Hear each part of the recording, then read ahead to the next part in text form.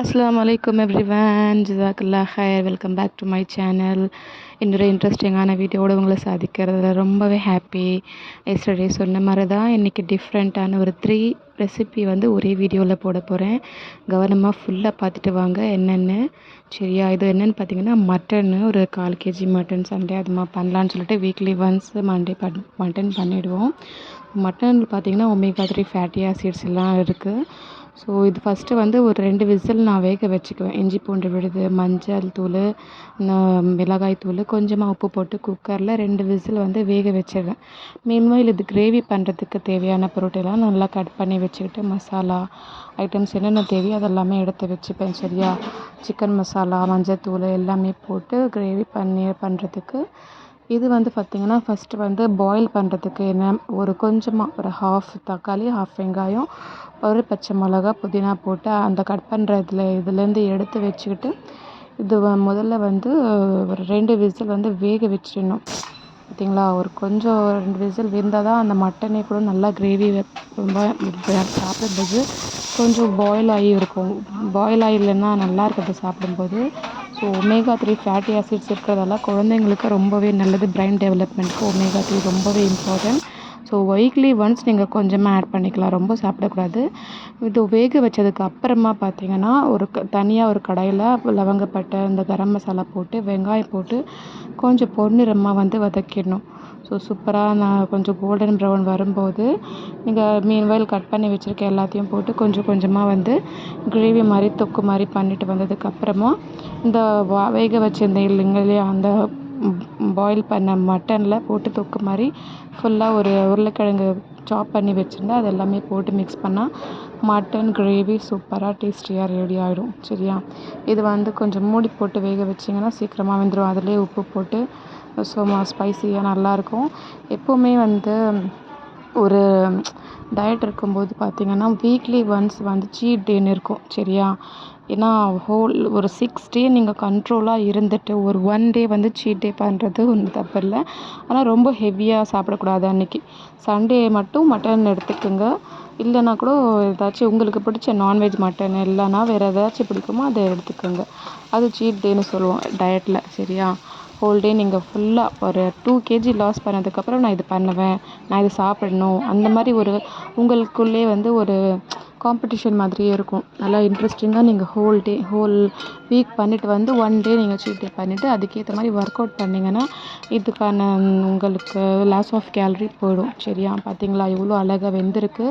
இந்த பாயில் பண்ண மட்டன் வந்து தனியாக வச்சுக்கிட்டு மீன்வைல் இந்த வெங்காயம் கிரேவி ஆனதுக்கப்புறமா இந்த தக்காளி போட்டு நல்லா வதக்கிட்டே வந்தீங்கன்னா அதுவும் கொஞ்சமாக உங்களுக்கு கிரேவி டெக்ஸ்சருக்கு வந்துடும். நான் எல்லாமே பார்த்திங்கன்னா குக்கர்லேயே ஆட் பண்ணி விட்டுட்டேன். அந்த கடாய் வந்து தனியாக வச்சுட்டேன். அந்த வெறுமனே வெங்காயம் தனியாக வதக்கிட்டு அந்த கடாய் தனியாக வச்சுட்டேன். ஏன்னா அந்த கடாயிலே பார்த்திங்கன்னா பொரியல் பண்ணிக்கலாம்னு சொல்லிட்டு குயிக்காக முடிஞ்சிடும். சண்டே அதுமா 3 டிஷ்ஷு ஒன் டைமில் வெயிலில் வெந்துக்கிட்டு ஃபுல்லாக வெயில் பண்ணவே முடியல. கொஞ்சம் குயிக்காக முடியும்னு சொல்லிட்டு இந்த பார்த்திங்களா வெங்காயம் வதக்கி கொஞ்சமாக இருந்துச்சு. அதுலேயே என்ன பண்ணேன்னு பார்த்திங்கன்னா மெலிசாக கட் பண்ணி வச்சுருந்தேன் கேபேஜு. அந்த கேபேஜையும் உள்ளே போட்டு ஃபுல்லாக நல்லா உங்களுக்கு அதில் மசாலாஸ் ஸ்பைசஸ் எல்லாம் செய்ததுக்கு அப்புறமா இந்த கேபேஜ் எல்லாத்தையும் போட்டுட்டு ஒரு 5 மினிட்ஸ் டு 10 மினிட்ஸ்க்குள்ளே அது முடிஞ்சிச்சு. அப்பப்போ மூடி போட்டு நீங்கள் வெறுமனே அந்த தண்ணி ஊற்றாமல் கொஞ்சம் சிம்மில் வச்சிங்கனாலே அது சும்மா சூப்பராக அந்த பொரியல் செம்மையாக ரெடி ஆகிடும். சாப்பிடவும் நல்லா இருந்துச்சு. கரெக்டான மசாலா போடுங்க, ரொம்ப அதிகமாக போட்டாதீங்க. உங்களுக்கு வந்து இந்த வெயில் காலத்தில் மசாலா அதிகமாக சாப்பிடக்கூடாது, ஸ்டமக் பெயின் வந்துடும்.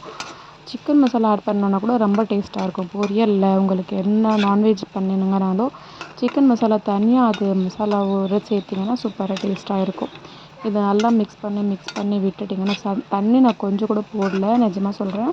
தண்ணி போடாமலே இதுலேருந்தே கொஞ்சம் தண்ணி விடும். மூடி விட்டுட்டிங்கன்னா அதுலேருந்தே கொஞ்சம் அந்த ஆவியிலே வந்து வெந்துடும் சீக்கிரமாக. சரியா, ஸோ அதை பாருங்கள். இந்த மாதிரி நான் மூடி மூடி விட்டு தான் எல்லாமே சமைப்பேன். அந்த மாதிரி சமைச்சா தான் உங்களுக்கு கரெக்டான நியூட்ரிஷன் வேல்யூ கூட அந்த வெஜிடபிளில் அப்படி இருக்கும்.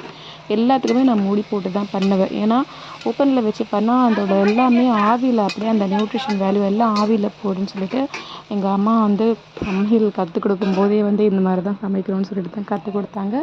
மீன்வைல் அது நான் கரெக்டு தான். ஏன்னா சீக்கிரமாகவும் குயிக்காகவும் முடிஞ்சிடும் மூடி போட்டு பண்ணால். அதுவும் இல்லாமல் நியூட்ரிஷன் கண்டென்ட்டும் எங்களுக்கு கரெக்டாக இருக்கும்போது செம்மையாக பண்ணலாம் இல்லையா? இதிலே பார்த்தீங்கன்னா ஒரு ஃபுல் உருளைக்கிழங்கு நான் கட் பண்ணி வச்சுருந்தேன். அந்த உருளைக்கிழங்கு ஃபுல்லாகவே அந்த கிரேவி மட்டன் கிரேவியில் ஃபுல்லாகவே போட்டுட்டு கிரேவி 1 கிளாஸ் மட்டும்தான் தண்ணி போட்டேன். ஏன்னா கொஞ்சம் தொட்டுக்க நல்லா கிரேவி மாதிரி இருந்தால் தான் நல்லாயிருக்கும். சும்மா சுக்காவாக இருக்கக்கூடாது. ஒரு பாட்டிலில் ஒரு 1/2 பாட்டில் தான் போட்டிருப்பேன். அந்த 1/2 பாட்டில் போட்டு நீங்கள் மிக்ஸ் பண்ணி ஒரு 2 விசில் விட்டாலே போதும். சூப்பராக ரெடி ஆகிடும். இந்த பொட்டேட்டோவில் கூட பார்த்திங்கன்னா உங்களுக்கு கார்போஹைட்ரேட்ஸ் இருக்குது. நிறைய வந்து பொட்டாசியம் இருக்குது. உங்களுக்கு ரொம்ப ரிச் விட்டமின்ஸ் நிறைய இருக்குது.